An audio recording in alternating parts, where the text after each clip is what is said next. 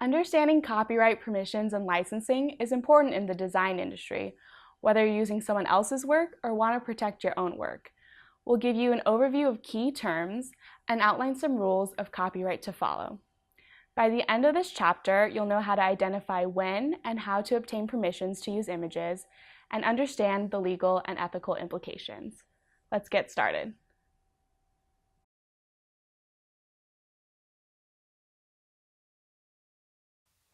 We'll be covering the following key terms throughout this chapter, including copyright, intellectual property, attribution, fair use, derivative works, and public domain. Copyright is protection for intellectual property. Intellectual property consists of anything an individual has written or created. This can be anything from images, music, text, and so on. So most creative work will be copyrighted and will require you getting permission to use their work. Attribution includes protecting your own work with a copyright notice or citing the original author when using someone else's materials. In all situations, you should be adding some form of attribution, whether it's a copyright symbol, bibliography, credit slide, or reference document.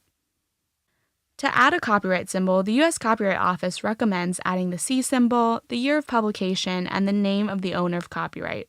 For example, a USC Annenberg copyright would look like this. A copyright notice is not required, but is often beneficial. You'll often see copyright at the bottom of a website. Here we have the USC Annenberg website. In the footer, they have the copyright symbol, the year, and University of Southern California, along with all rights reserved. You can also see how copyright is placed on the back of the Beatles album. On the back cover, the record label has added a copyright, with the C symbol, 1966, EMI Records, Ltd.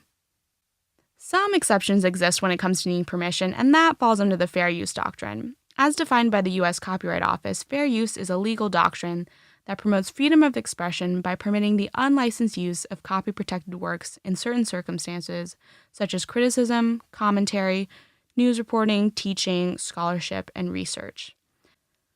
Some examples include if you are a book reviewer, you'd be able to quote passages from the book as part of your commentary, or if you're a documentarian and piecing together others' footage to create a separate argument on the topic, that could be considered fair use.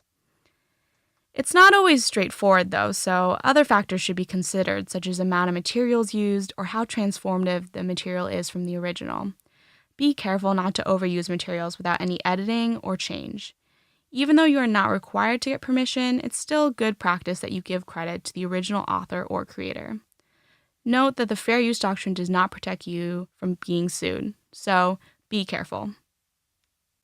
Derivative works are copyrighted materials that have been altered or changed. They might be based upon one or more pre-existing works. Think of movie versions of books or stories re-envisioned as a musical play. The derivative work is also protected by copyright. Lastly, we have public domain. Public domain essentially means a work is available to the public and open for use at no charge and without obtaining permission. This can be a result of expired copyrights or pre-copyright material like Shakespeare work. In the context of the design industry, there are many resources out there for paid and free images. Oftentimes, designers are looking for stock imagery as placeholders or want to find something high quality without having to produce and create their own work. Check out some free resources like unsplash.com here and Creative Commons, where you can get free resources of images, videos, sounds, etc. Based on what we just learned, you should keep the following rules of copyright in mind when dealing with images. Number 1, you cannot use copyrighted material without written permission from the creator of the materials, except for in fair use cases. Number 2, material can be protected even if it does not have the copyright notice on it. Number 3, penalties for copyright laws range from getting a cease and desist letter to stop using the material or getting sued by the original owner. Number 4, it's good practice to always cite the original owner. When in doubt, add a citation or attribution. You should now understand the importance of protecting and respecting a creator's ownership of their content. And that completes our overview of copyright, permissions, and licensing.